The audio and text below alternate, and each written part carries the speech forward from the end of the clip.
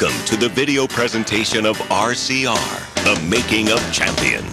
For the next 90 minutes, you're going to ride along with one of the most successful race teams in NASCAR history, Richard Childress Racing. Travel back in time to Richard's early years and discover one man's desire to compete, to race, to enjoy the thrill of speed. Follow along as Richard's energies begin to be funneled into building a competitive race team and see firsthand the foundations of one of the greatest dynasties in Winston Cup history. Not only will you relive the glory of 6 NASCAR championships, you'll also feel the frustrations of failing and the pain of 200-mile-per-hour pinball on the straightaways. As you enjoy a front row seat on all of RCR's championships and defining moments on the track, throughout the video, you'll also follow All-Pro quarterback Steve Bartkowski behind the scenes as he tours the RCR shop in Welcome, North Carolina. Join Steve and the RCR crew as they discuss the finer points of everything that makes Sunday's victories possible, from chassis fabrication to engine building. So if you've always wanted to know what makes Richard Childress Racing the ever-present force it is today, and how twists of fate played a crucial role in shaping RCR into one of the most winning teams in NASCAR history, you're in for a treat. So sit back, relax, and enjoy RCR, the Making of Champions.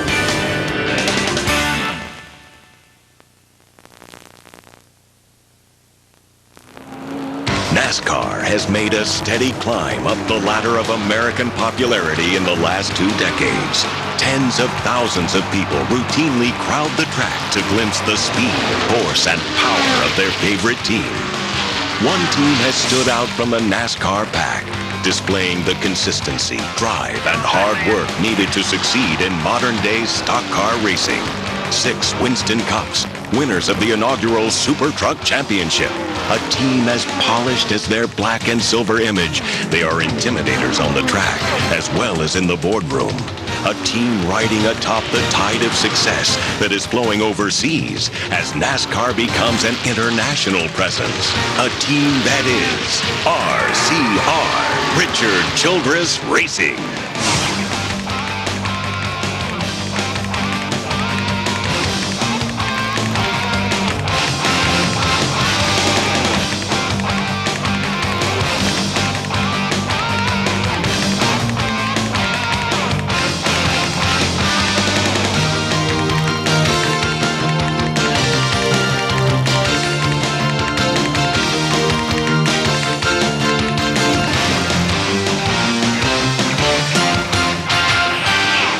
This vast resource of racing skill, knowledge, and championships had humble beginnings.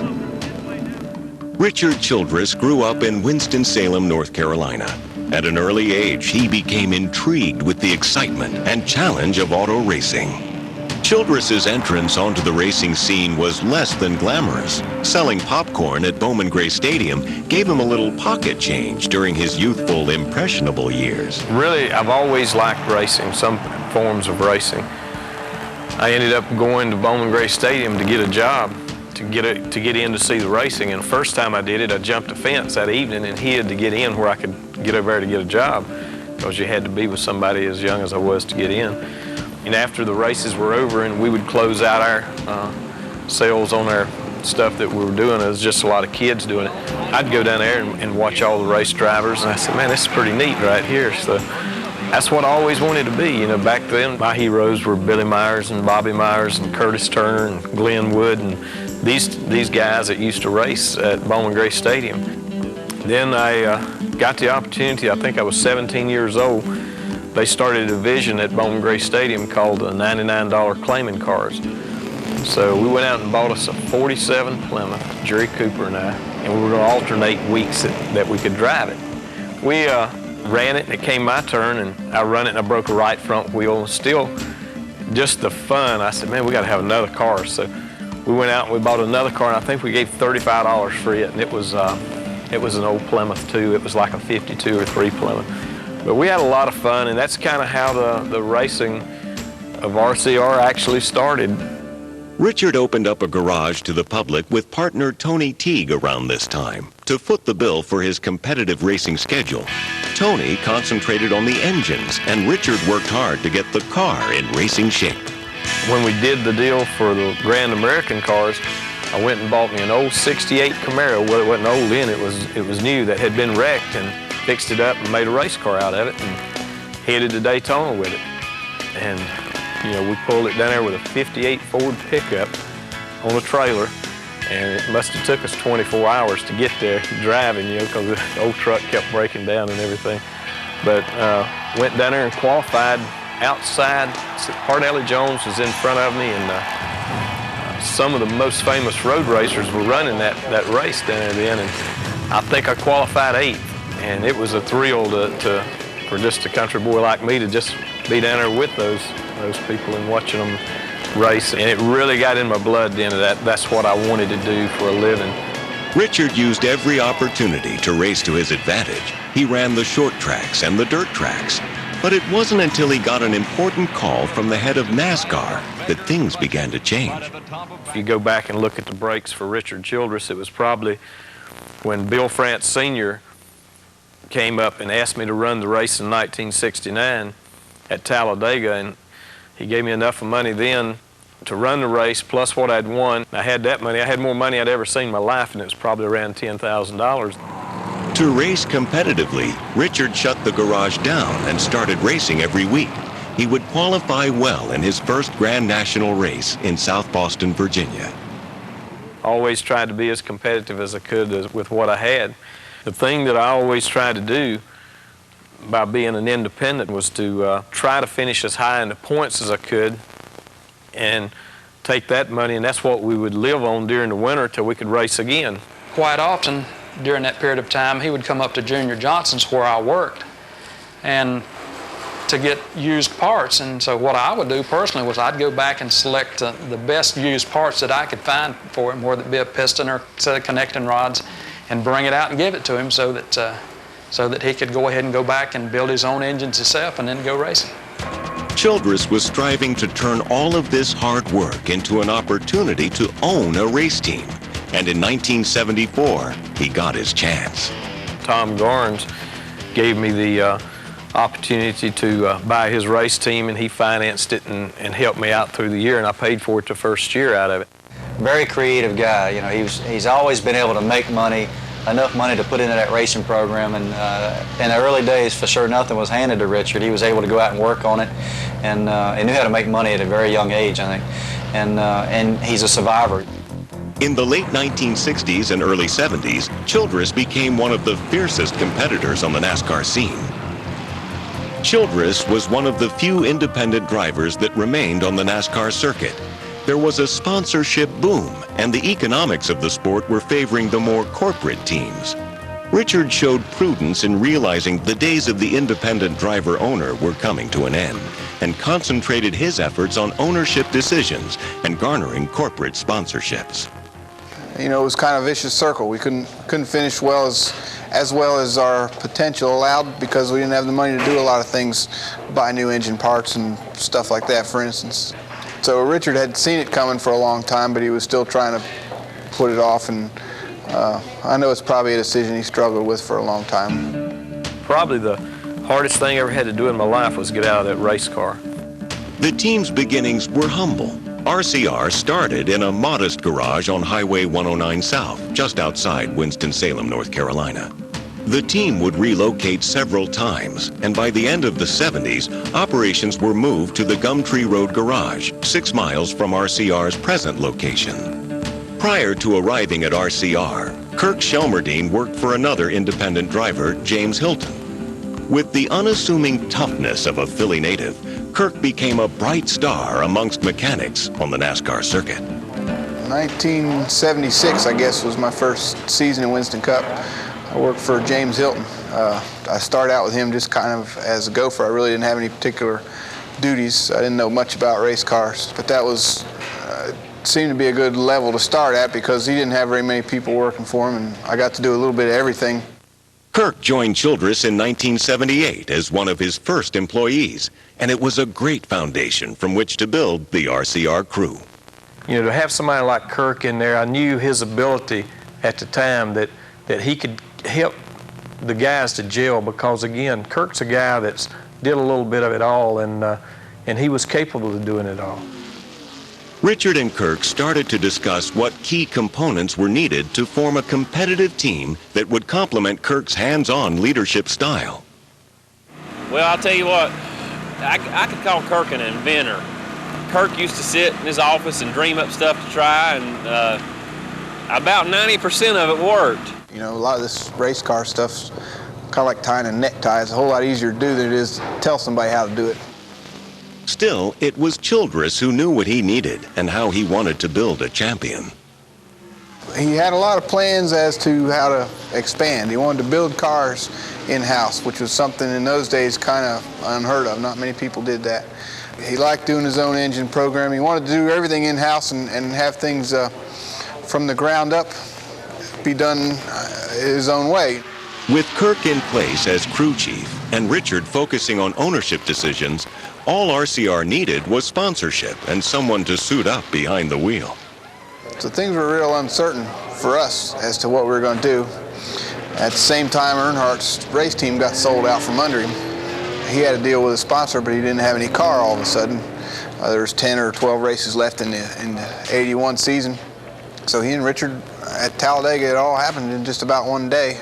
They got together and said, you know, can we do this? And I think over a very few short conversations in a matter of a couple days there, it all happened, and it was the beginning of something new for everybody.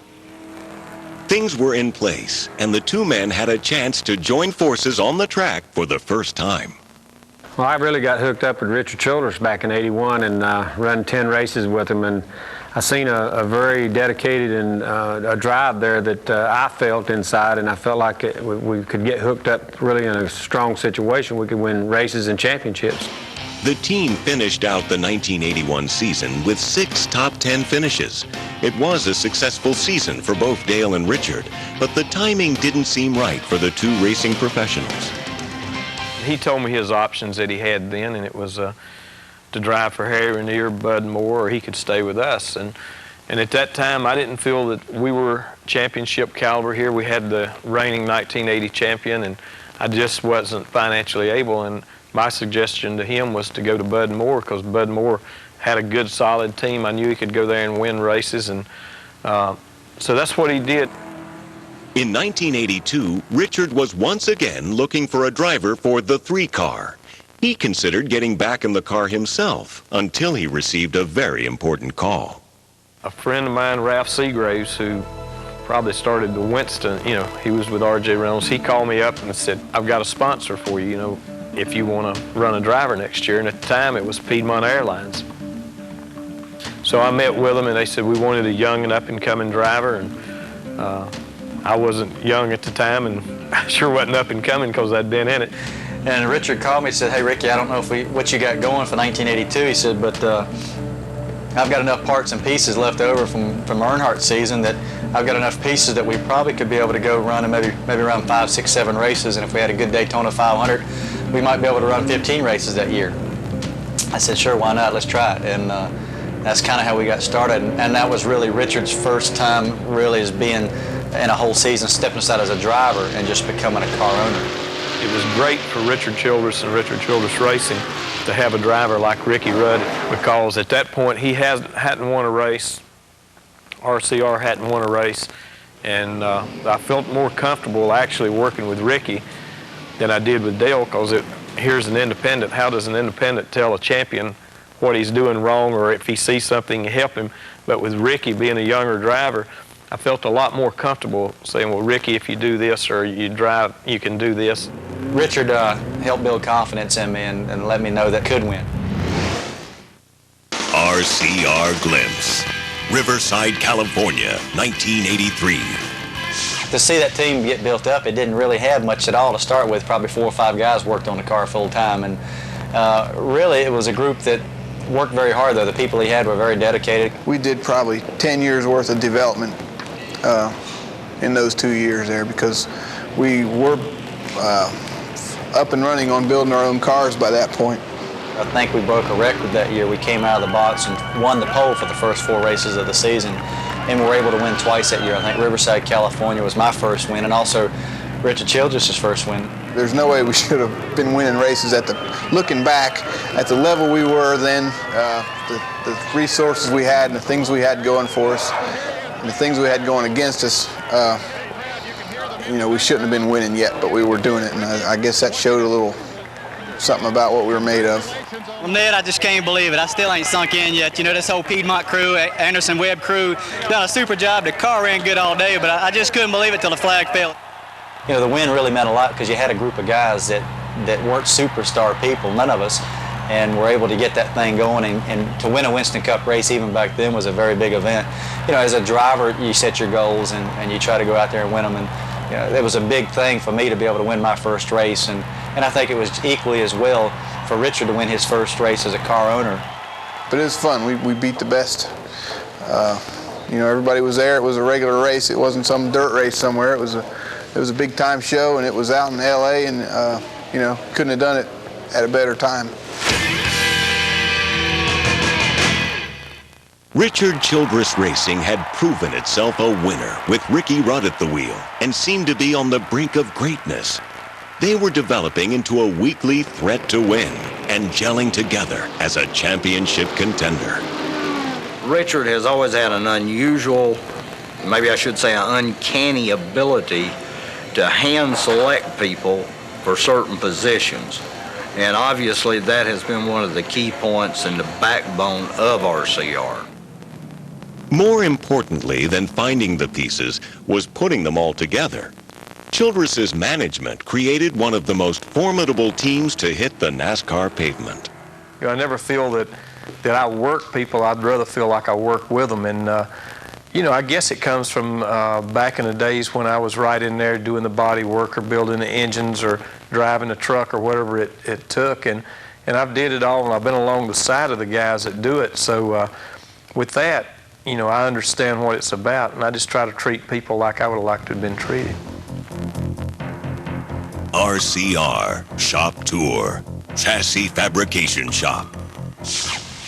Once Kirk was in place as crew chief, Will Lynn was brought on as a mechanic and was then promoted to the role of tire specialist, an area in which he has received all-pro recognition for his outstanding performance, and now is the manager of RCR's truck team. Will introduced former All-Pro Falcons quarterback Steve Bartkowski to the team members who build the RCR champions. You know, Will, as a fan on Sunday afternoon, I see one car. I mean, I had no idea you guys had this many cars in, you know, in various stages of production. Yeah, we try to keep 12. Yeah? We try to have 12 ready when the year starts. 2 for the road course, 2 for short track, 2 for super speedway, and 2 intermediates, and a couple spares. Couple spares, huh? Take 2 to the track on Sunday. Yes, sir. Take 2 every week. Well, I'm anxious to see how these things get started. Why don't you lead me on? Well, it all starts right back here in the fab shop. All right.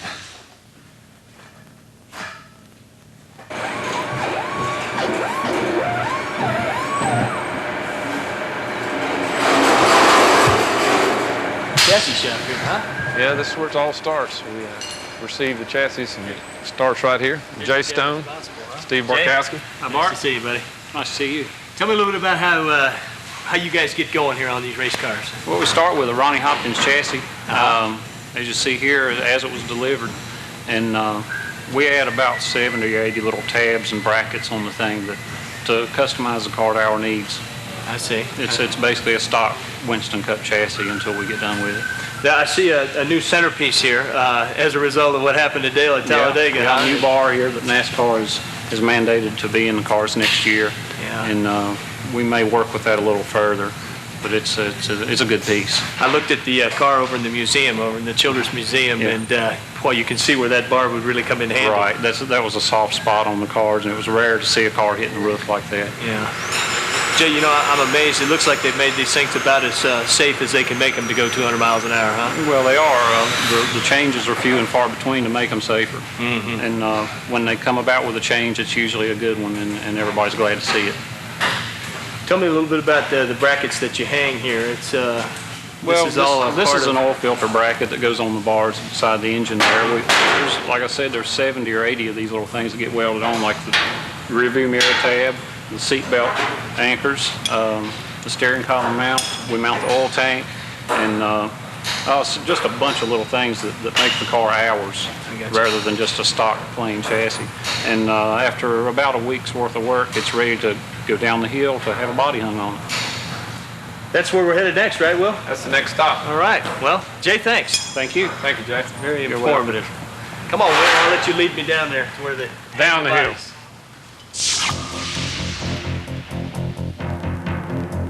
I got to talking back with Dale again at our hunt club, and Mike Curb with Curb Records called me and said, I'd like to get you and Dale back together. And I said, we'll talk. He and I and Dale met, and we ended up going with Wrangler. We had the opportunity to get hooked up again in '84, and from that time on, it's just been phenomenal. Earnhardt and RCR were once again a team. With Wrangler as a major sponsor to the 3-car, they had the money, the talent, and the team. Now was the time for victories. RCR Glimpse, Talladega, Alabama, 1984. Welcome everyone to Talladega. Today should be exciting as we have several drivers battling for the top spot. And they're off. Off they were, charging into the lead by the halfway point, never looking back. The RCR dynasty had begun. I think when Dale come along in '84, he added that extra dimension for the championship drive. I knew that he'd been there before, and Dale could go and run any racetrack on the circuit, and we were competitive with him starting right out of the box. I couldn't find a better opportunity or relationship or anything. You couldn't go anywhere and find any better scenario than what I have. A good friend. We go hunting and fishing together. We share a lot of likes, and we're, tough competitors.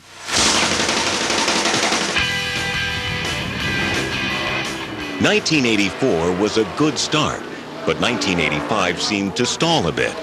Richard became concerned that maybe he and Earnhardt had rejoined forces too soon, and that the situation still wasn't right.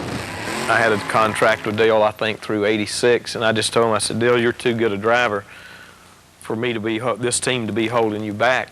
And he said, no. He said, I made the commitment to you. He said, we're going to make it work. So that says a lot about Dale Earnhardt. Championships in motorsports and football and baseball and everything is not an individual achievement. Individuals contribute to it, but it's teamwork that puts championships together. And we've been very fortunate over the years to have some of the best people in the sport working here with us at RCR. They used to call us the junkyard dogs, and they've called us the flying aces. They've called us a lot of different things. It was not anything that we picked or assigned ourselves. Both of them came about by an ad campaign they were doing. RCR Glimpse, Rockingham, North Carolina, 1985, 86, 87, 88. Yeah, we won the Unical Pit Crew Championship at Rockingham 4 consecutive years. At that time, no one had won consecutively, twice, much less more than that. But we did set a record of winning it 4 years straight in a row, and it was a lot of fun. Pit stops are terribly important on the racetrack, and for us to have a competition among pit crews each year, it gives us a goal to shoot for too, to go out and be the best for that year, for that day, and it gives you a little bit of bragging rights, a little bit of pride. Everybody on our team, deep down inside, they want to win at everything they do, and that pit crew deal was one of them. Yeah, it was there had been some good pit crews before us, and there's been a lot since, but for somebody to put together a string, winning that pit crew race is there's a lot of times we'd beat people out of the pits, and they always said it was because we had the good spot on pit road or whatever. But winning that thing with everybody on an equal deal once is amazing, but to do it 4 times in a row it's probably something that I'm the most proudest of being, associated with this team. Good job, guys. Great. And the winner of the 1985 Unical contest is the crew from Richard Childress Racing. RCR Shop Tour, Sheet Metal Fabrication Shop.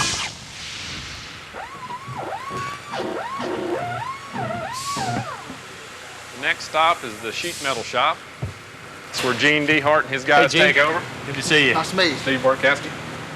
Gene, tell me a little bit about what goes on down here in the sheet metal fab shop that you're in charge of. Well, in the sheet metal fab shop, after Jay gets done with all the chassis brackets, as the radiator mounts, the shock mounts, and all that, the brackets just welds on the chassis like you see here. Right. We just start putting the sheet metal body together. Gotcha.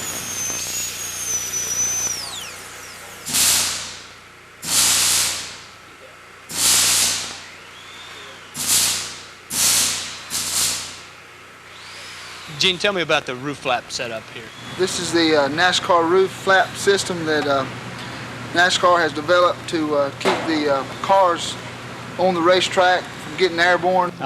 When they turn around sideways or get around totally backwards, the back of the car wants to lift up and get airborne and flip or what have you.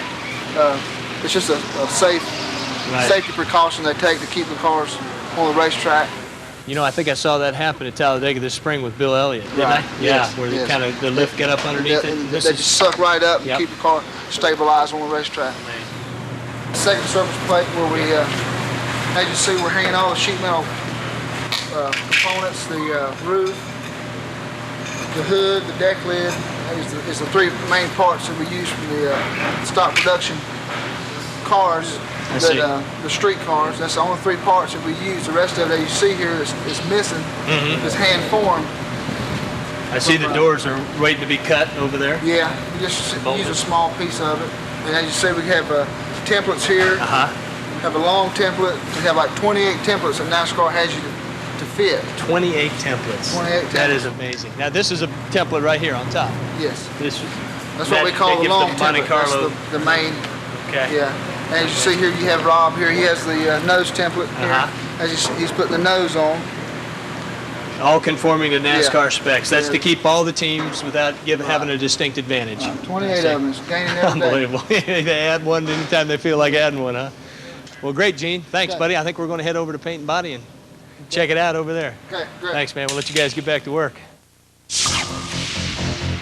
RCR Dynasty, defining moment. Winston Cup Championship 1986. The 86 year was when it all came together for RCR. Securing 4 top 10 finishes to start the year and then back-to-back wins at Darlington and North Wilkesboro provided a comfortable 102-point cushion at the top. With a come-from-behind victory in Charlotte, the team had a 156-point lead going into Atlanta. We had a good lead, but you know, it definitely wasn't over, and we went to Atlanta, and Darrell blew up at Atlanta. When we saw that happen, when we saw Darrell go behind the wall, we pretty much knew at that moment that the championship was ours. You know, I don't think there was a dry eye in the pits. You know, everybody was trying to hide it. You couldn't hide it.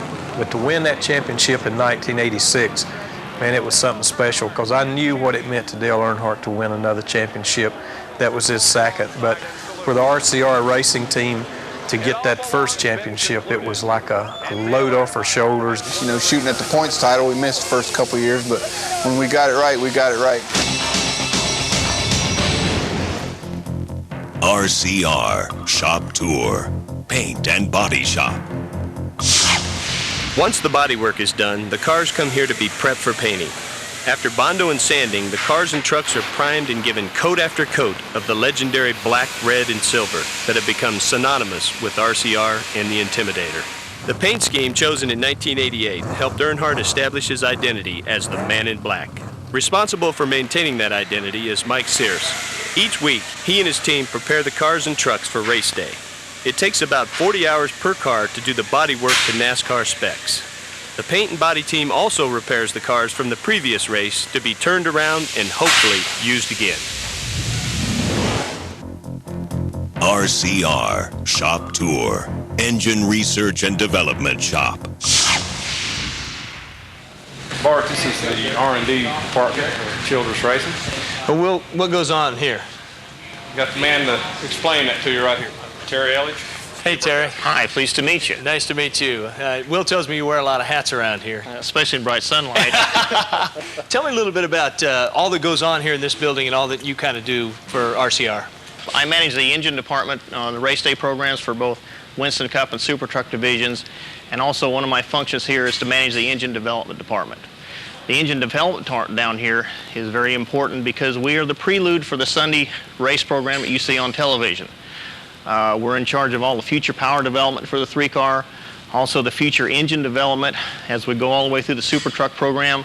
We're involved with General Motors very heavily on the introduction of new components, the design of new components, and the development of new engine combinations totally. So this department here is probably the unsung end of the Sunday motion that you don't see. If there's ever a failure that occurs, we're on top of the failure analysis immediately to find out what caused it, why, and preventive measures to keep it from happening again or happening in other areas of the engine.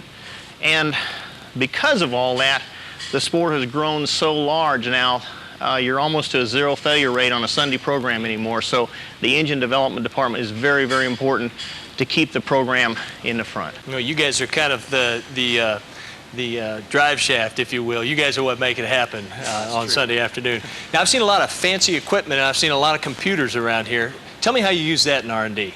That's true, and because of, you know, what we just spoke about, is trying to stay in the forefront of the racing program here, because of the quality of the components we have to have anymore, and also the proprietary of some of the designs we have here, we've had to get into our own manufacturing technologies. And so we've invested very heavily in those areas, and we're very proud of that program, and we think it's enhanced the program here at RCR tremendously and be a tremendous future benefit for us. Let's have a look at some of that machinery and some of those computers, if you will. Okay. Up here we have Jim Mann, who's in charge of our computer system here. All right. Wow. Bart, I want to introduce you to Jim. Jim is one of our engineers here at our manufacturing department. Hi. Nice to see you. And Jim is in charge of our manufacturing programming here for the CNC machine, and also is in charge of our coordinate measuring machine next door here. Jim is a very valuable asset to the company here, and we're very proud to have people like Jim in the company here to help us grow and stay on the forefront.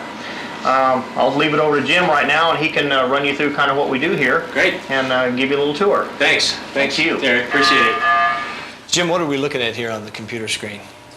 This is a computer model generated from three-dimensional data off a coordinate measuring machine, and it actually shows the internals of a cylinder head, the intake port, the exhaust port, and the combustion chamber. This particular model we're cutting on the CNC machine in back right now. Okay, so you're taking the measurements from the coordinate measuring machine next door and inputting that data into the CNC machine and actually cutting cylinder heads. Yes, we are. I got to have a look at that. All right, let's go.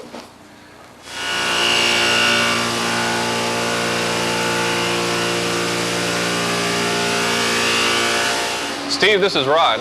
He operates our computer numerical control machine. Let's call it CNC for short. How's that? That works for me. Tell me about your CNC machine here. Okay, actually what we're doing here is we're taking a stock Chevrolet head, and this machine helps us do the milling on the ports and the chambers.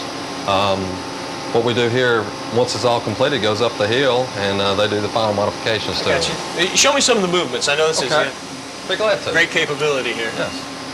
There's 5-axis simultaneous movements that are involved to do the cylinder head work, and actually the table will move here front to back. The spindle itself moves backwards and forwards, and also up and down, and the table itself has to spin front to back with the rotary table moving it up and down. Wow. All looking for that few more horsepower, huh? That might be the difference? We hope so. So it seems like an awful lot of expense. I mean, this has got to be upwards of $500,000, this machine, doesn't it? Yes, it is. It's after it was all tooled up and everything, close to $1 million. Wow, that's a major expense. Yes, now I'm going to go up the hill and see the result of these the custom milling that you guys are doing down here as they mount it on the engines. Who should I see up there in the engine room? Danny Lawrence will be a good one. He's been around for a while. All right, well, I'm going to look up Danny. Thanks, buddy. Thank you. Thanks for the tour. RCR Dynasty, defining moment. Winston Cup Championship, 1987. Consistency and domination could describe the 1987 campaign. Victorious in exactly half the races up to the midpoint of the season. You know, the consistency to win championships, and that's what it takes in anything from golf to football or whatever sport you would play. And motorsports is the same. You know, you can't just have the wins and then try to get the good finishes. You got to be consistent day in and day out. Rockingham, Richmond, Bristol, Michigan. But the hardest fought and most remarkable victory came in Charlotte at the Winston, which is now known as the famous Pass in the Grass. That's probably my favorite race. Him and Bill Elliott had got together several times, and he had bumped Bill and Bill had bumped him, and the crowd was going crazy, and they touched coming through the trial there at Charlotte, and Dale went out of control into the grass and never let off the gas and saved it and came back out of the grass still in front of Bill. And I can still hear the crowd to this day hollering when he did that. And we went on to win the race.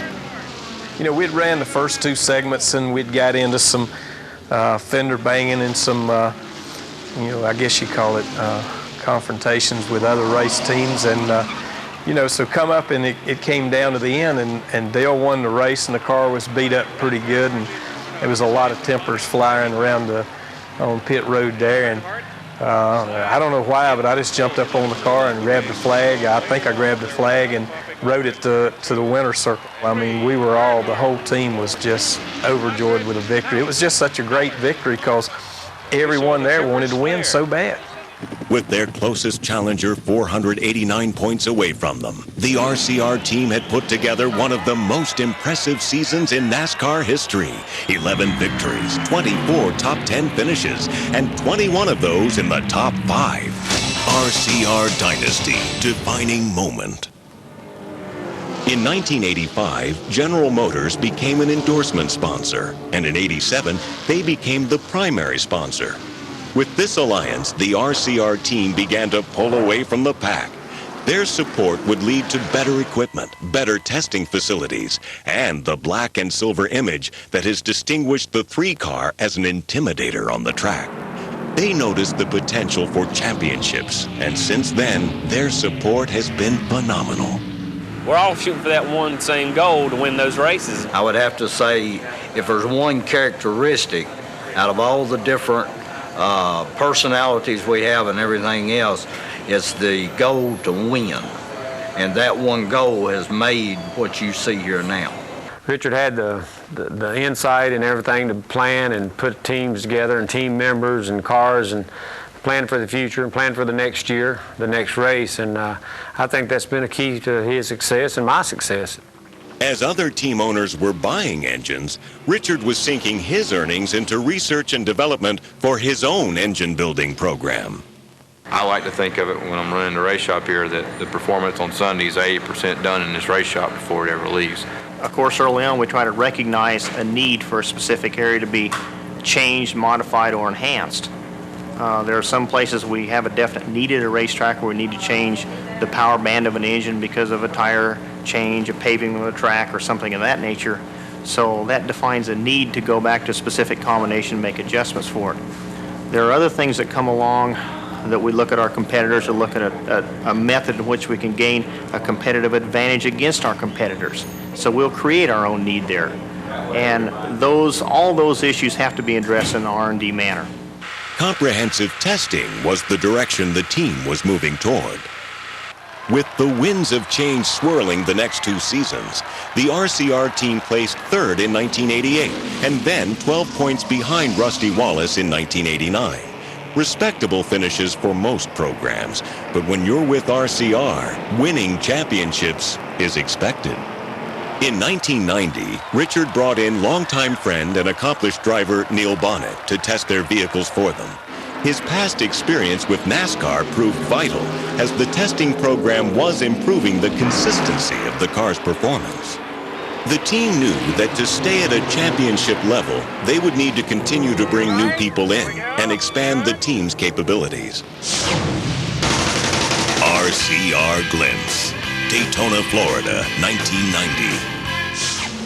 For all of RCR's great accomplishments, a visit to Victory Lane at the Daytona 500 had always eluded them.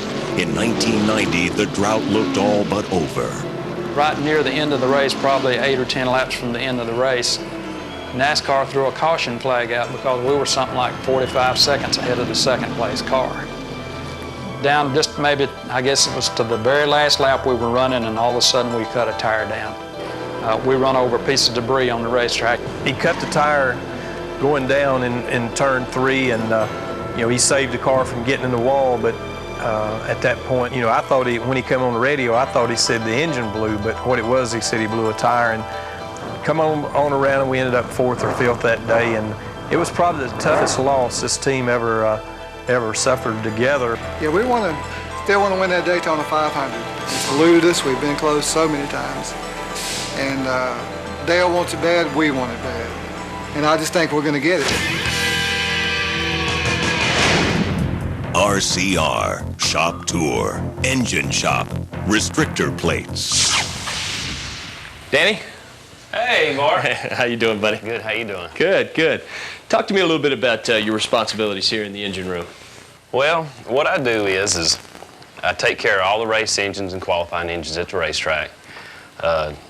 Take care of all the tuning and communicating with Dale and, you know, finding out what the engine's doing. You know, if he doesn't like what one's doing, we try to solve that. And then here back at the shop, I take care of all the spare parts, the carburetors, the headers, the distributors, anything that bolts to that motor. I got you. So you're working on a carburetor here. What it is when we get back from the racetrack, we'll go back through the carburetor, make sure we don't have any broken parts, you know, and replace everything and get ready to go the next week, make sure she's in top shape. I got you. Always tearing them down and putting them back together, huh? That's exactly right. Making sure you're ready to go for race date. Well, Danny, I know this carburetor is going to find a home on an engine. Why don't you take me down and show me where you do that? Yeah, let's walk down the way here just a little bit. All right, great. I have never seen so many machines in one room in all my life. This is just incredible. Yeah, we got just about everything it takes. Get the job done. Who are we going to see here? This is Spinny right here. All right. Hey, Spinny, I got somebody I want you to meet. Hey, Spinny, Steve Bartkowski. Hey, Steve. How you doing? I'm doing great, buddy. Question is, what are you doing here? We're putting the final touches on what we hope will be this week's race engine. Well, no kidding. Now, how are you going to be able to determine whether or not this engine's going to be able to go out and compete this Sunday? As soon as we get through, we're headed to our dyno to test it and see if it makes us happy and we'll be able to compete. I got you. That's the proof of the pudding, huh? That dyno That's machine. it. You know, I've heard Exactly. a lot about that dyno, but I've never seen one operate. You're going to hook this engine up later on this afternoon and kind of demonstrate that, huh? We'll be there in just a little while so we can show you how it's done. Great. Now, Danny, I know you got some more you want to show me out here in the shop. Yeah, let's go check out the shop. All right, great. See you, Smitty. See you. Ah, this is the finished product here, huh, Danny? Oh, yeah, we line them up here once they're all done, get them ready to go to the racetrack.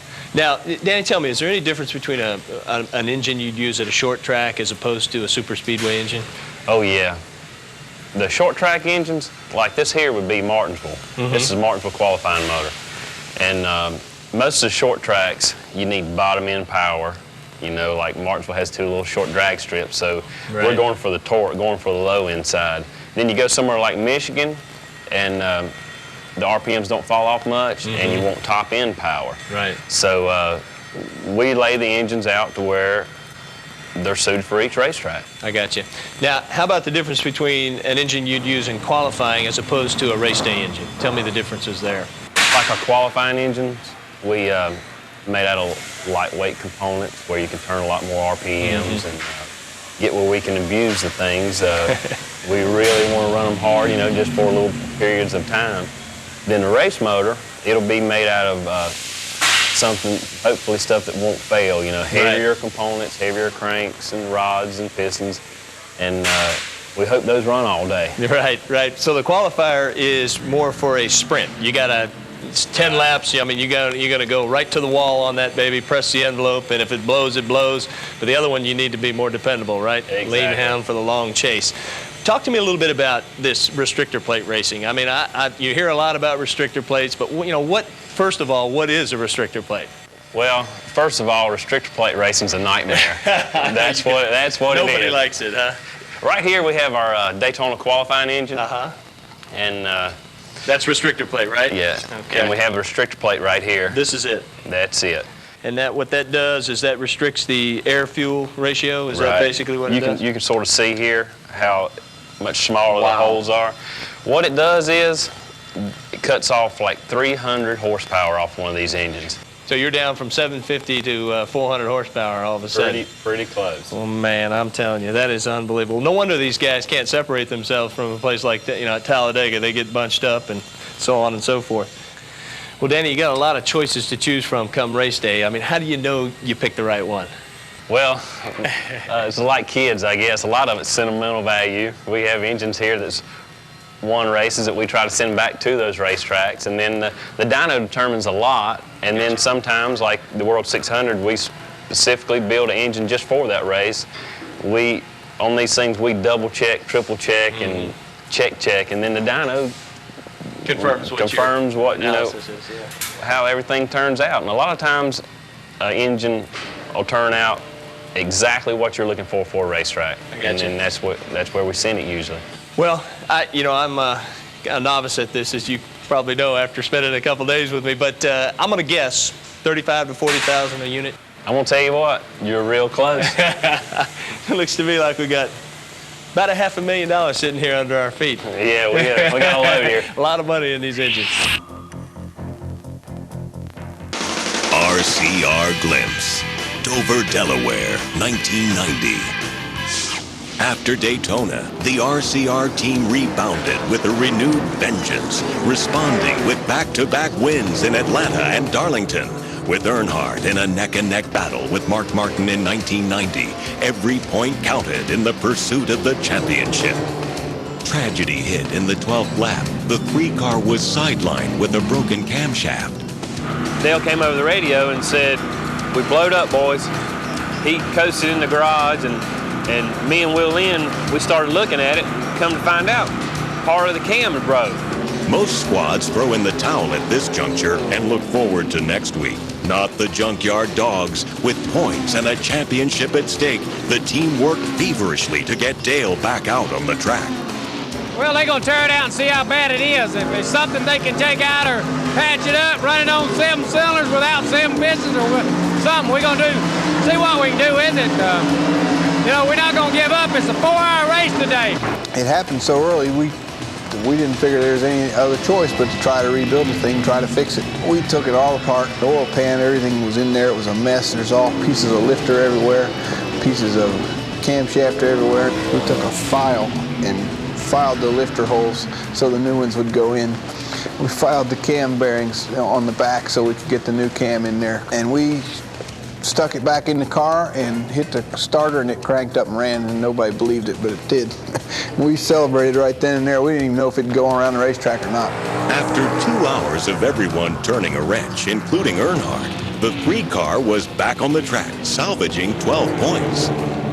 We were racing the 6-car, Roush's car, and he had us way beat technologically wise and money wise and sponsorship wise. He had twice as many cars as we did. Had all kinds of high dollar sports car people working on his stuff, and that race right there won a title for us on the psychological front, I think, and that's what it did for us by rebuilding it. I don't know if it gained us any points or not, but it sure made them think about it. And we had an upper hand on them from then on. RCR, shop tour, engine shop, pistons, air intake ports. Let's go check out what Jerry's doing on the Bridgeport over here. Great. Hey, Jerry. Hi, Steve. How are you? Good to see you, buddy. I'm doing great, man. Tell me what you're doing here. We're doing some of the machine work that we do to these pistons to enhance the performance and the durability of our engines that we race each week. I got you. You're drilling little holes here. Now, is that for lubrication? Yeah, that's for lubrication, okay. Little extra oiling holes here and there, and also we'll cut the deck surfaces and the valve pockets. Awful lot of work in these pistons. Yeah, that's unbelievable. Looking for that extra few horsepower, huh? Yeah, that and the durability is a lot of it. We have to finish a race to win championships. Yeah, no question about it. So that's why we spend so much time. As a matter of fact, we'll spend twice as much time on this piston as it'll actually live in a race. That's unbelievable. I mean, you guys never cease to amaze me. Leaving no stone unturned looking for that extra horse. No, you can't. When you're racing for millions of dollars, you have to do this kind of thing. Absolutely. Well, that's great, buddy. Well, thanks for the info there. Danny, you got something else to show me, huh? Oh, yeah. Let's go check out the head shop. All right, great. The head shop.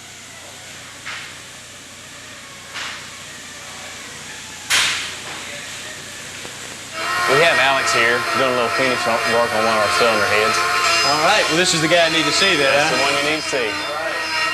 Hey, Alex, I'm Steve Bartkowski. Nice to meet you, Steve. They tell me that you work on heads in here, but it looks like cylinder heads, not human heads, huh? No, only cylinder heads, only aluminum, that's all we cut. Can't do anything for this then, huh? I don't think so. We could try, but... Tell me what you're doing here, buddy. Basically, we're finishing up and cleaning up ports that have been done down in our R&D and shop in the CNC machine. I got you. We usually spend about 30 to 40 hours finishing up a set of heads between here and in the back part that have been done on the CNC down to R&D. And, you know, we do polishing, valve job, blending, fitting and everything of the intake and the heads. Unbelievable. Now, 30 to 40 hours on these set of heads that'll run how many races? 2 races. 2 races. That's the best. That's pretty intensive right there. Lots of work. Now, you guys have a little top secret thing that you work on in shaping some of these intake valves, huh? Right. There's certain shapes and dimensions and curves and all that are for each different motor, each different track is particular to that makes it help a little, or like a little more horsepower, a little more torque, a little more bottom end, and stuff like that. I think you're being too modest. Danny told me this is where the power is generated right here. I don't know. It takes the whole combination to make the power, though. Yeah, well, that's great. Well, since you can't do anything with this head, buddy, I'll let you get back to working on that one. How's Appreciate that? it. Thanks. Nice Alex. to meet you. Good to see you. Okay. Danny, you got some more? Oh, yeah. We got a few more things to see here. Great.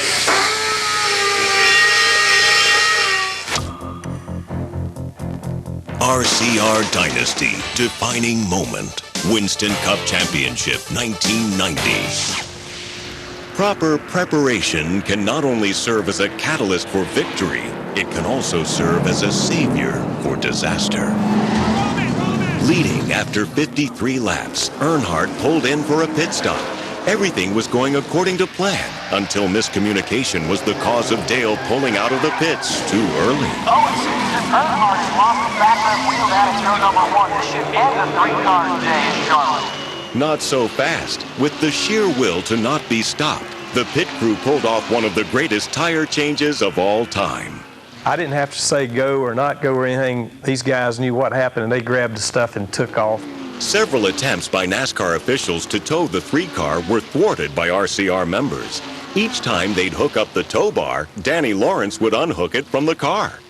And our guys grabbed the tires and the lug wrenches and went running down pit road, and the officials at the end says, stop them boys, stop them boys. And they radioed back up the tower and said, y'all come down here and stop them. We're not going to stop them. And yeah, we ended up getting fined over it, but it was one of those years we were trying to win the championship, and we knew every position counted, and to get him back in there as quick as we could, we knew we had to do it. With 2 races left in the season and only a few points separating Martin and Earnhardt, the pressure was on in Phoenix. We had a real big day at Phoenix that year. It was a flat racetrack. It wasn't one of our better tracks. We weren't expected to be all that hot at a little flat mile, and we won the race. I don't know where the 6-car finished. They were right behind us.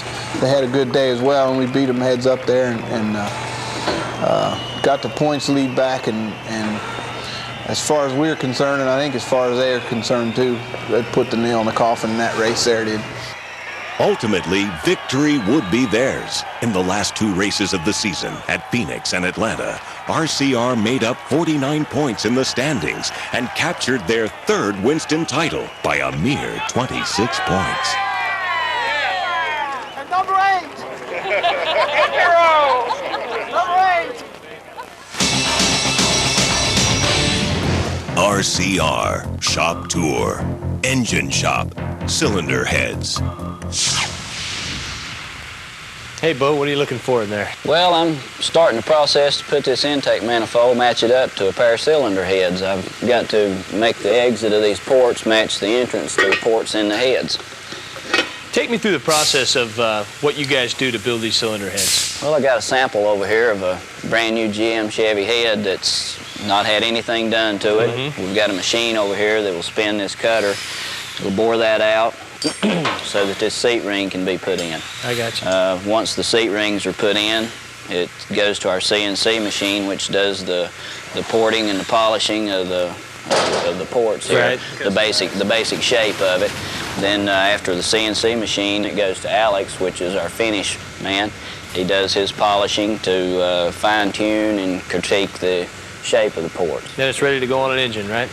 Yes. At that point in time, and hopefully it doesn't come back like this, right? Yeah, this really here? made a mess. This was a truck engine we had at New Hampshire a couple weeks ago, and what causes that kind of damage? well, we had a valve to break. The head of the valve broke off, and this piece here is floating around in the cylinder with the piston going up and down, and it just beats that thing to death. Got to be a tremendous amount of pressure from that piston coming down on that valve, huh? Awful amount. At 8,000 RPMs, that piston's moving so fast you can't even see it, and it would do this in just a few seconds. Now, you guys are, needless to say, very meticulous about what you do here in-house, and you brought a lot of this customization work in-house for quality control, have you not? Right. It's just like putting these seat rings in. If they're not put in tight enough, they can fall out and cause something like that. So we put them in ourselves to help guarantee the quality being trusted. Well, I'm amazed at the team you guys have been able to put together here in the engine shop. It's, I know that's what it takes to build a championship team, Danny. Yeah, I'm tell you what, everybody takes a lot of pride in their work, and that's what we do by bringing each individual component is done by people like Bo. Bo's responsible for the cylinder heads. Then Alex is responsible for the shape work, and then we have Jerry that's responsible for the pistons and the rods, and you know, Spinny's responsible for putting everything together. You know, and everybody works real hard to make sure their part of it's right. Tuning that carburetor here. There's the Mr. Carburetor, and it's safe to say that Bo knows cylinder heads. Huh? Oh yeah. you haven't heard that one before, had you? Time or two. Yeah, I bet so. Well, thanks, buddy. It's been very informative. I appreciate the tour. You're welcome. Glad you came by and enjoyed showing you. That's great. Where are we going from here, buddy? Spinny should just about be ready to put that engine on dyno. Let's go check him out. Great. Let's do it. RCR, Shop Tour, Engine Shop. Hey, Spinny. Hey, Steve. I see you got it on the dyno, huh? Yeah, we finally got it to the dyno, and we're in the break-in procedure right now. What are you and Jerry monitoring here? Right now, we're monitoring our basic items during the warm-up period is our oil pressure, our temperatures, our oil and water temperatures, and our fuel flow and our carburetor air temperature right now. I got you. During this break-in procedure, we have to run it for 30 minutes with the light springs, and then after the 30 minutes, we put full springs on it, which is required to break in the camshaft that we're using. And then after that is when we'll start doing the power pulls. Start doing a run-up. So Right. Show me what your computer does here. I know you've got Okay. some other readouts you get. Whenever we start our power pulls, it shows us our corrected torque and our corrected horsepower, our pounds per hour of fuel that we're consuming at the time, our oil in and our water out, our oil pressure, our correction factor, which takes today's runs and converts it back to a standard weather. I got you. So we can compare today's engine against yesterday's engine. Different barometric Right. pressures and all that stuff factored in there, huh? Right.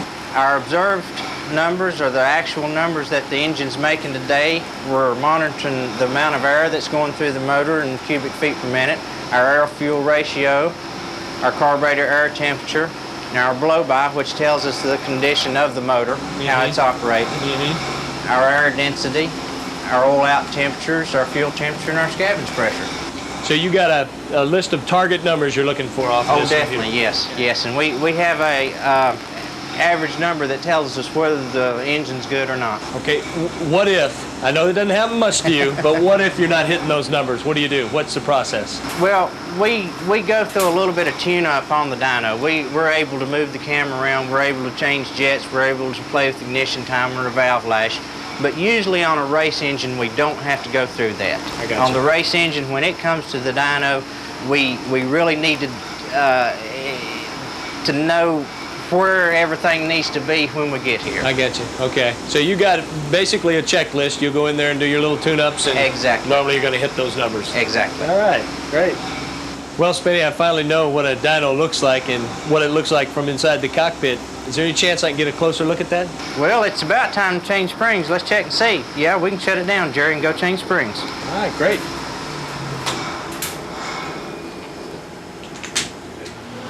Jerry, tell me how the dyno functions. Well, actually, you see here the engine is connected up to the drive shaft, and the drive shaft is connected here to the absorption unit, which is nothing more than a big water pump.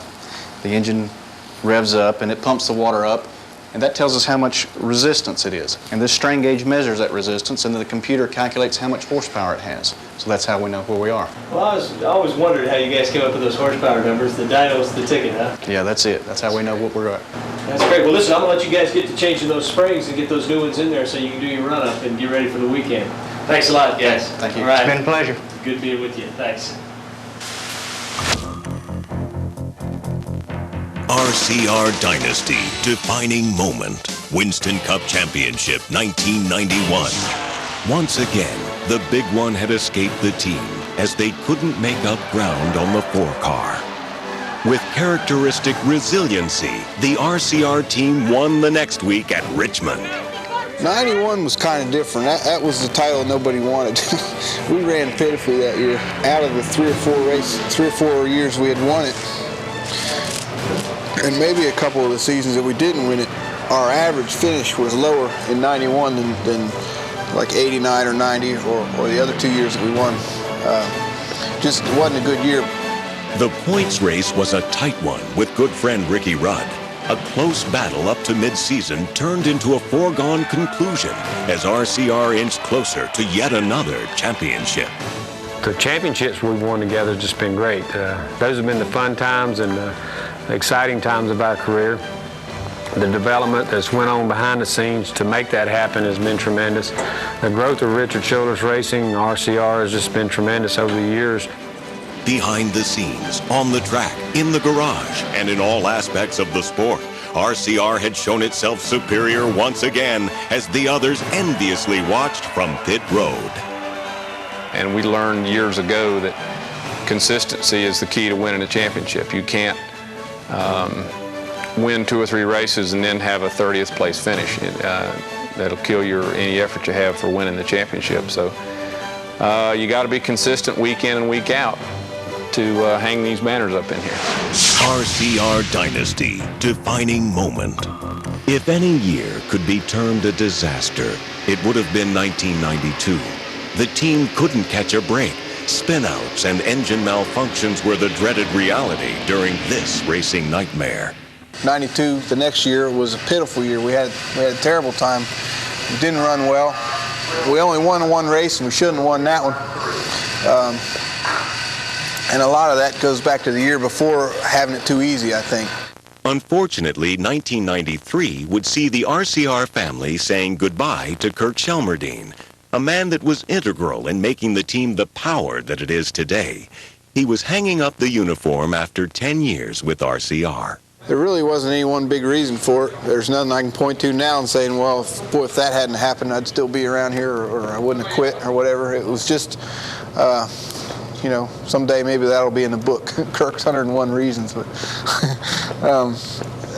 it just got to where the cons outweighed the pros, and in my view, I wanted to try to do something else, and I wasn't even really sure what that was. But it got to this racing takes such an effort that you have to really be willing to commit 100% of yourself, time, effort, and everything else you can muster. And if you're not willing to do that, you need to do something else. And I was to the point where I was starting to question whether or not I can be that committed. And, when you're to that point, you better get out or you're going to be in trouble. So that's what I did. He wanted to do it to help the race team. It was probably the hardest decision he ever had to make.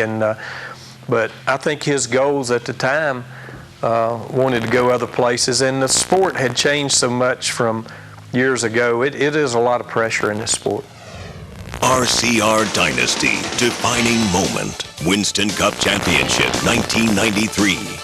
1993 saw the dawn of a new era as Andy Petrie was brought over as crew chief from the Harry Gant-driven 33 car. Andy brought knowledge and new ideas. He prepared the team for their comeback season. I've worked with two of the best crew chiefs in the business the years I've been here, and Kirk Shelmerdine when he was here, and then of course Andy Petrie. In 1993, RCR was a model of consistency. 21 top 10s and 17 top 5s. And we really work hard to keep consistency and keep track position. Today, track position is so important in the finishing of the race. When things got tight, RCR got hot. A big victory in the Coca-Cola 600, followed up with Dover the next week. The lead rose to 209 points and showed the determination and racing heart of Richard and his team. We're as serious and thinking about race cars and racing and as much as the other guy. When we're at a race and we've got a little problem, we're both as worried about it as the other one. So he's very in-depth, very serious, and very dedicated to doing the job and winning races. We had some pretty good success the year before I came to Childress's, but nothing like the 2 years, the 93, 94, and then 95 season. Those were really good years for me, and you know, it'd be hard to have that kind of success with many teams in this business.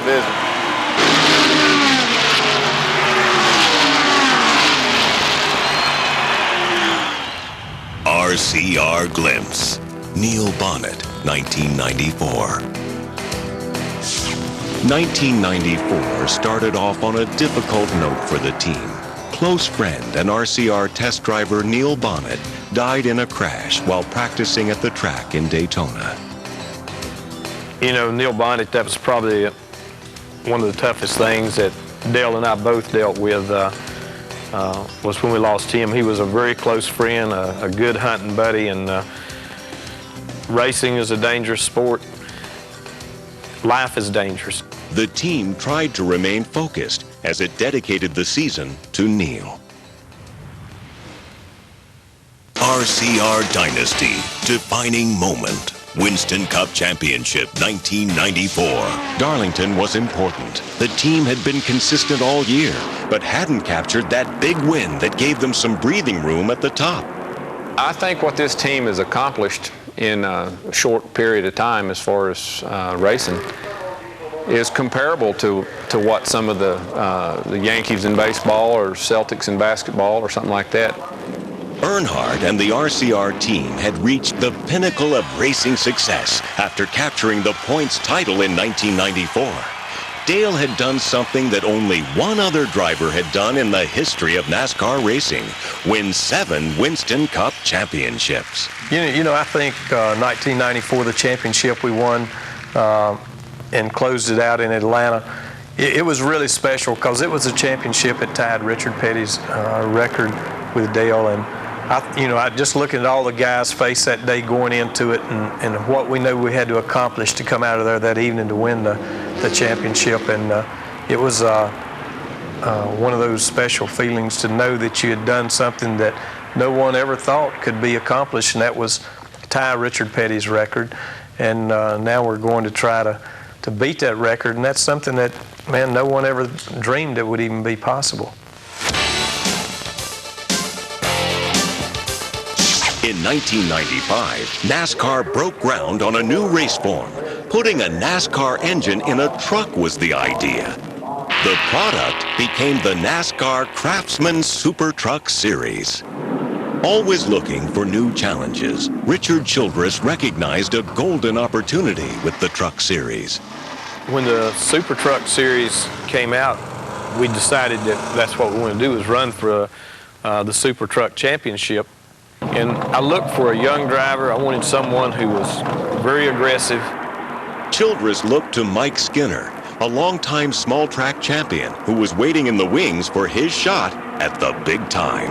When the Truck Series came up, he had an opportunity to give me a break, and I think he saw a lot in me that he had in himself. He was a good race driver, had a lot going for him, just never could get the absolute perfect break to go on to the next level. Richard Childress gave me that opportunity, and we're trying to make the best of it. Richard started building the Super Truck team by promoting Will Lind to manager of the 3 truck. Will's expertise and experience with the Winston Cup team made him a logical choice. Here we are with the biggest and the strongest team in racing and have that much to draw from, and we just patterned the truck after it and had success. And we plan to do the same thing with the 31. As with the 3 car, the truck crew believed in doing anything to finish a race. They were blistering the new circuit. 8 wins, 10 poles, and the most laps and races led. It was an exciting time of change for RCR. And in the inaugural year, they raced like champions. RCR Shop Tour. Racing Truck Shop.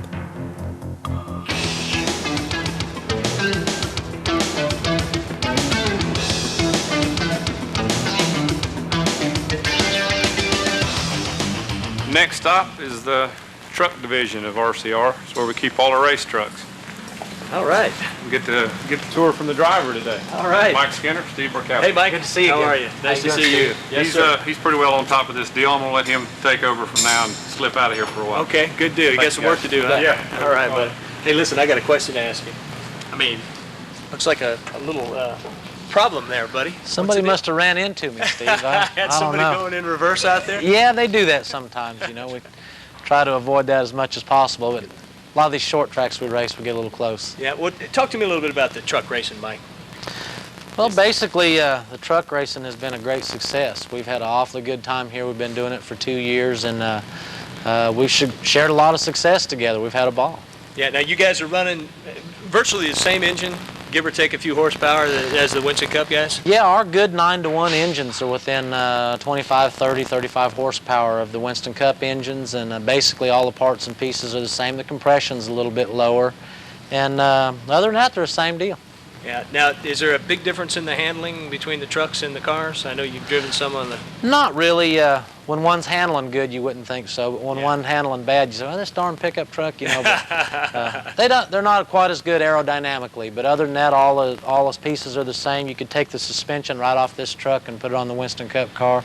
It's all interchangeable. The truck's a little bit longer on the wheelbase, but other than that, it's a Winston Cup car with truck sheet metal on it.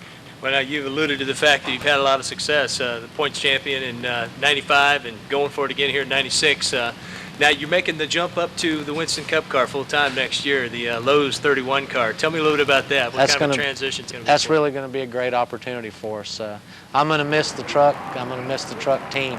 We've had a great, huge amount of success together, and but it's time to move on.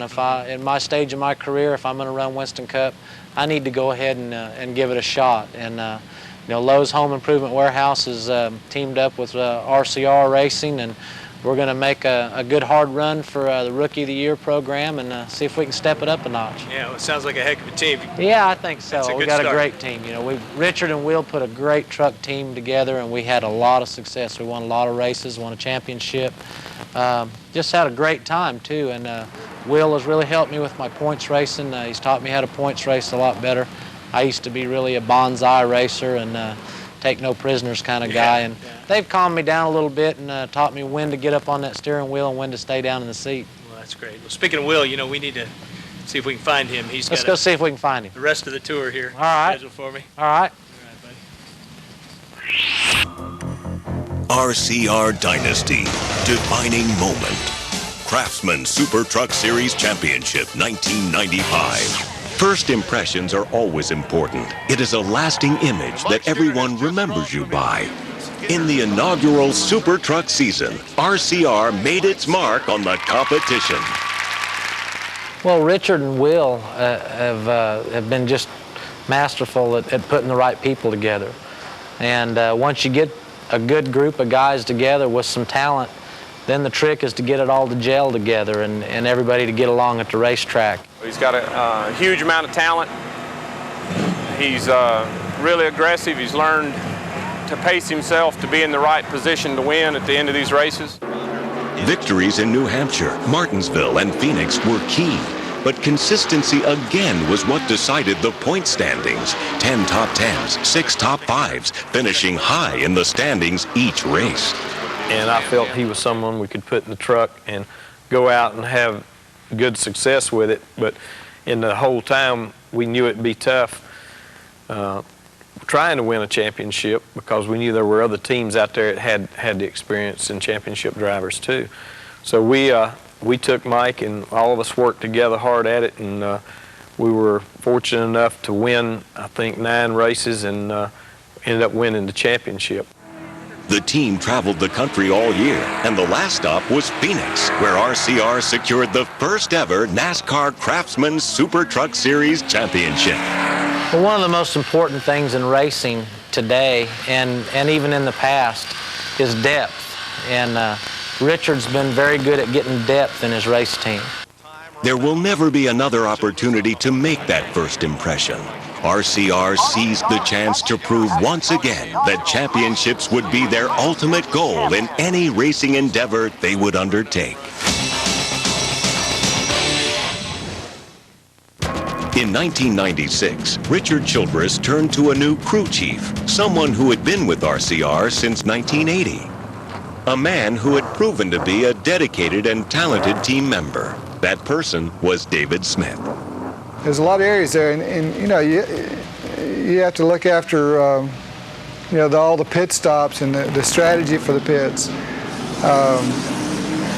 You know, a lot of data acquisition happens these days, so you got to be up on that, you know, and know how that works. Relating with the shock specialist, the gear specialist. So there's a lot of areas that a crew chief has to be knowledgeable in and be able to relate to. The crew chief is the leader, the main focal point of the operation. The weight of success lies directly on his shoulders, and communication and timing with his crew is of the utmost importance. Biggest responsibility is just the communication with Dale, and trying to, you know, again, give him a car that's capable of winning and running up front. Organization in the pits cannot be underestimated. Everything must be in its place. Let's see how the pros do it with the help of Danny Chocolate Myers. This piece right here is our pit box. A lot of people call it our war wagon. We bring this out every race. It's got everything we need on it to pit the car. We carry 3 nitrogen bottles. That's what we use. We use nitrogen to supply air to these guns. This thing's got a satellite dish on it back at the back. We got 2 TVs on here where we can monitor the race. These guys over here are gluing up, getting the tires ready to glue up. We'll probably use anywhere from 10, 12, 14, 16 sets of tires during a race. We get these things cleaned up and we glue the lug nuts on. We take some yellow glue, put it around the back of the lug nut and stick it on, and it stays on there. These right here are pit jacks. That way the guy can pick that thing up and run around the car. It takes 1 pump to jack that car up. Up on top is where Richard sits. Childress sits up here and keeps up with everything that's going on. The back seat, that's where the truck driver sits and keeps times every lap that the car comes by. So we can look at that. We look at the leader. We'll know how fast we're running compared to the other cars on the track. That's our camera up there. Every time the car comes in and makes a pit stop, we film the pit stop. We go back home Monday morning, we pull the video out, we look at it, we can see what went on, what didn't go on, make sure that you know exactly what's going on. A guy might say he did something, but that's the proof right there. Over on this side of the pit box, this is where we keep our fuel cans. We don't have them out here yet. They only give them to us right before the race starts. But our 2 fuel cans go right here. About all the guys on the team that go over the wall wear fire protection. The fuel guy and the guy that catches the overflow fuel, we also wear a helmet. We're not required to do that, but we try to take every precaution we can. These cars usually get around 5 miles to the gallon. Some places are going to be more, some places are going to be a little less. We'll stop at a place like this. It won't be unusual to see us make 10, maybe 15 pit stops for tires and fuel. Competing in the pits is one of the keys to victory. Getting your driver in the pits at the right time and getting him out fast equals valuable track position. Well, if you do a 4-tire stop with no problems, no changes, you should be able to do one under 17 seconds. But if you've got, you know, some wedge adjustment or you have a lug nut fall off, if you can keep it under 20, you're still doing pretty good. You make sure you do everything you can to be right. On our pit stops is the deal where everybody knew the next guy's move. A good pit stop is not a fluke. It is perfect practice every week that ensures consistent pit stops every race.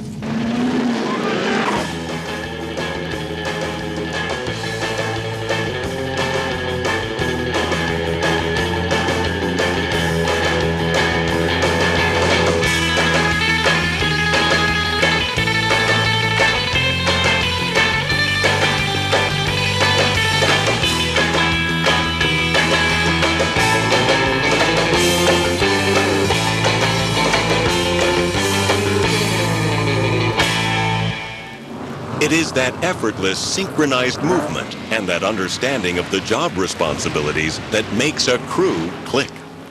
You've got to have talent to do the job the best they can, because we're against 40 other competitors out there, and I mean they're at each other's throat. This is a very vicious sport competitively. So you've got to have good, talented people, and secondarily you've got to have some harmony in the group.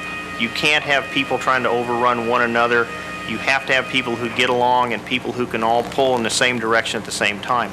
And that's what makes this place work so well, is the harmony in a group of people. RCR Glimpse, Talladega, Alabama, 1996. The entire team was working hard that 96 season, but it all came to a screeching halt in Talladega. The result felt grim, but fate shined upon the RCR team that day, July 28, 1996. We had a real good season going along, and we were still right in a points battle, and then we had the wreck at Talladega, and I think the couple of cars got together behind us and turned Dale right head on into the wall, and he went flipping down the front stretch there, and another car hit him. Because I had known Dale so long, been so close with him, it was terribly frightening to me, knowing that there was a possibility of very serious injury or even death. It was that kind of crash. It looked at, I've seen a lot of bad crashes, but that was probably the worst I've ever seen with Dale, by far. I guess a bit of panic set into me, and just fear, and I took off down pit road behind the pits, because I figured if I ran down pit road, but that somebody would stop me, but I thought maybe NASCAR guys wouldn't see me if I went behind the pits. The NASCAR guys did stop me. I wanted to go there, and I had to, I told myself, I got enough, this man's okay. I said, I just got to know. But I was insistent on going, and they literally had to hold me. I still had my headset on, and I heard Richard say that, they still had the television monitor on that we had in our pit. And he said, okay, they've got him out of the car, so he's standing up. So that was a big relief. I hope I never have to experience something like that again. Somebody you're that close to, or anybody that happens, it happens to anybody, it's bad, but when you're close to somebody and they're a friend, and you see all that danger, boy, there's a lot of things run through your mind you don't want to see, but I just thank God that he came through that thing the way he did. Our biggest win came, I think, in 1996, is when he stepped out of that race car, and he was injured and hurt, but we were able to carry on and got a great driver for 97. The shrine to a well-built car and Dale's miraculous escape now rests in the RCR Museum, located in Welcome, North Carolina. Witness firsthand the remarkable racing history that is captured by the cars and memorabilia at the RCR Museum. Reminisce about all of the years that have made the Richard Childress racing team what we see each week. From the early independent years of Richard Childress to his days with Ricky, Dale, and Mike. There are personal team member biographies, great moments in RCR history, a retrospective of the championship years, and a look at the possibilities for the future of RCR and NASCAR. At present, the sport is reaching new heights of popularity. The Childress business is both a team and family, prepared to meet the financial challenges of competitive racing. With Richard's wife Judy and daughter Tina working within the company, it is family in every sense of the word. There are great demands on this office team to do their job with the numbers, to allow the guys in the pits to do their job with the vehicles. The people RCR has assembled are some of the best in the business of NASCAR racing. They work hard to put the best product out on the track every Sunday.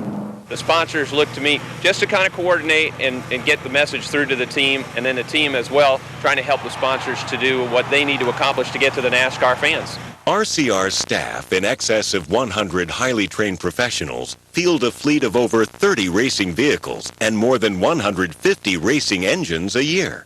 The multi-million-dollar facility contains everything necessary to build and maintain the extraordinary racing machines. racing's a big business, you know, and the sponsors want to get their maximum return out, and it's as much on the track and off the track. They kind of balance one another out.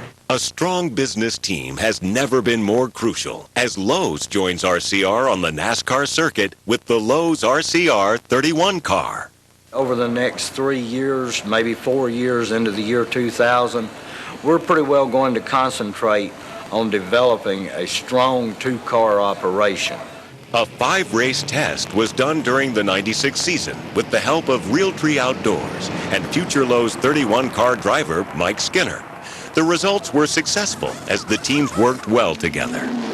We can get more test dates because of having the second team, and that's very big now because the multi-car teams are taking advantage of those extra test dates to gain more knowledge, to gain more information, to make their cars better, and it's better for their drivers. So we're going to experience that between the two teams, and we're going to work real hard together to make both teams better.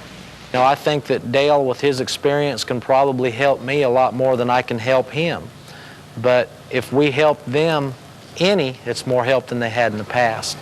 Two heads are better than one, and it'll work out good, I believe. 2 cars mean better testing, advanced car performance, and a drafting partner out on the big tracks. You can't be the Lone Ranger out there needing a drafting partner, and some guys may not want to help you, and you can get shuffled back. The new Lowe's 31 car will have David Smith as its team manager. This team will be a formidable opponent and valuable teammate as all the championship pieces are now in place. Mike Skinner is a tremendous driver, a tremendous talent, and he's going to do well in Winston Cup racing, and that team's going to do well.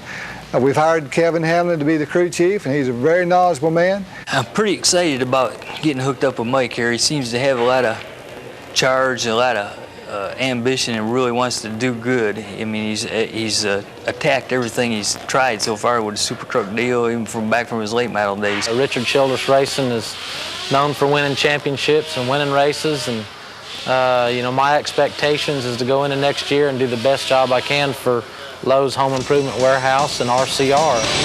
RCR Shop Tour, Transmission Shop, Parts Department, Testing. There's no way to talk about the power of these RCR racing machines without a look into the assembly that transfers that power, the transmission. The man responsible for the smooth shifting of the Intimidator is Kurt Ritchie. And just like the engine department at RCR, the transmissions are customized for every track, every week. As you can imagine, the RCR Racing Shop has quite a parts department. As a matter of fact, they have an entire building dedicated to holding the raw materials necessary to produce the trademark RCR Championship vehicles. Lakey Cornelius and his team keep a meticulous inventory to guarantee the needed part is always available. Bobby Hutchins is in charge of the trackside testing program, and he shares a little bit about the sophistication of this whole process. We currently use what we call a PI system, which is a generically sold data acquisition system that we install in our cars here prior to each one of our tests. And as you can see by the little dash display here, this display is hooked up to 5 different sensors that Dale can actually monitor while he's driving. We'll have a lap timer that actually throws the lap time up on the screen every time he crosses the start-finish line, and it's brought through this beacon here, which is like a transmitter and receiver. We can put the miles per hour, RPMs, oil and water temperatures, anything we want that we're looking at monitoring, we can pick out and put on the display. Just to give you a little bit of an idea, this is a sensor that we use to hook up to our shock absorbers, and they're mounted right parallel with the shocks, and it sits there and just moves up and down with the shock like this. And what we've got here is one lap up at Indianapolis Motor Speedway. This is the right front shock travel, and if you look right here, this is what we'd call a start-finish line going down into turn 1. So as the car's going down into turn 1, the shock would compress going down into the corner, and as you see the graph goes up, and then as he comes off the corner, it would rebound. So back over here in the straightaway, we would be back kind of just sitting at an attitude like we'd be here in the shock. And we'll take these things and look at all 4 corners and try to determine how the car is rolling, what the car may need attitude-wise to help adjust what maybe Dale's feeling. We'll do a lot of testing in the winter with our radiators and oil coolers and that kind of thing, and we can come back and plot temperature curves and delta T's and that kind of thing to hopefully help us make some rational decisions rather than trying to look at a gauge, you know, for a split second on the track. We can actually see what kind of potential each of these items has. But it's a pretty advanced system. A lot of the IndyCar and Formula One guys use it, and we feel real comfortable that as long as we put it on properly and dot all of our I's and cross all of our T's, that it gives us information that's beneficial to winning races. With Mike Skinner moving over from the Truck Series, a new era begins with Jay Sauter at the wheel, Joe Shearer as crew chief, and Will Lynn continues to guide as team manager. As far as the guys here in the shop, we look forward to next year. It's a good challenge for us, starting over again, and looking forward to working with Jay Sauter. You know, he was somebody that Richard was interested in the first time when we were looking for a driver for the trucks. Well, our expectations are really to go out and win a championship our first year together. This is a good, strong team. They've produced championships in the past, and that's really our main goal. Our challenges are to run as good as Mike Skinner and this team did last year, or better. Hopefully better. Hopefully win as much races, maybe more, and most of all win the championship for them next year. Focusing on the season ahead and developing a cohesive team philosophy reminiscent of the RCR teams of the past. Consistency equals championships. A situation where he can't jeopardize the finish to win a race, I guess is a good way to put it. You know, there's sometimes when you got to take a risk to get yourself into position to win, but sometimes it's not worth it if it's too big a risk. Mentally, you're going to get yourself prepared for no failure. I think, you know, if you have a positive attitude going in, you believe you can be successful, you believe in the team you're with and the people that you're around, you will be successful. And just working with Jay and the chance to work for RCR is a lifetime dream for any person in the Winston Cup or Truck Series organization. The winds of change were in motion at RCR as Larry McReynolds came on board as crew chief for the 3-car. Larry has a great deal of winning experience from his years of service with the Robert Yates Racing Team. When I looked at the big picture and the long-time future, and you look at Richard Childress Racing, Richard Childress, and what he's assembled here, no matter how happy or how successful you've been or you are where you're at, you have to stop and take a look at it. And when I did that and laid the personal feelings that I had for where I worked at Robert Yates Racing kind of aside and really said, what's the best thing for Larry McReynolds' future? To win a lot of races and to win some championships and do it on a long-term basis, Richard Childress Racing certainly rose to the top. It takes a lot of teamwork and a lot of effort to win that championship. It takes a lot of leadership as well. And I think Larry can bring in the leadership, the experience, the depth, and I think along with the guys here that have won the championship, it's going to make a great combination, and that's what we're looking forward to. When I come here, I told Richard, I said, it's so competitive. I can't promise you wins. I can't even promise you a championship, but I'll just promise that I come here and I'll be as focused and as dedicated as I know to be. I'll give you 110% of what Larry McReynolds has to offer. With any good team, the secrets of success from the past are handed down and carried into the future. You know, I think Larry's going to do a good job here because he's been around for a long time, and he was around back in the Fred Flintstone days when you only had one car, and the same guy that built it worked on it all week and brought it to the track and was responsible for how well it ran. You know, he was around in those days, and that kind of experience is something that's tough to get nowadays. And the crew is confident, heading into a new era. With Dale, every racetrack you go to, you can say, we can win today, just because of that. So if you look at the strengths of the teams and the strength of the driver, that's one of the reasons we've been so successful is everywhere we go, we have an opportunity to win. The thing that I've always admired about him, and certainly his equipment has helped him, is he always gets everything and then some out of a race car. If that race car is only 60% worth running up front on race day, Dale Earnhardt somehow reaches down in that bag and gets that other 30 or 40% that's missing. We're not going to start thinking too hard right now about this 8th championship, but if we just do our work each week and go to the racetrack and take them one at a time, because it's a long schedule, hopefully that 8th championship will come. RCR Glimpse, Daytona, Florida, 1997. The RCR team has already impressed upon the 1997 field that its new additions to the stock car arena have made it a more formidable opposition than ever. In the 1997 running of the Daytona 500, rookie Mike Skinner showed his aggressiveness and skill by qualifying for the pole. The team followed that impressive showing with an Earnhardt victory in his twin 125 qualifier. On Sunday, things seemed to be falling into place. Earnhardt and Skinner got away from the pack to run 1-2 early in the battle. Skinner raced valiantly, and the NASCAR rookie finished a respectable 12th. But the excitement of the day belonged to Earnhardt. In a quest for his first ever trip to the Daytona 500 winner's circle, Earnhardt was contending in the lead pack.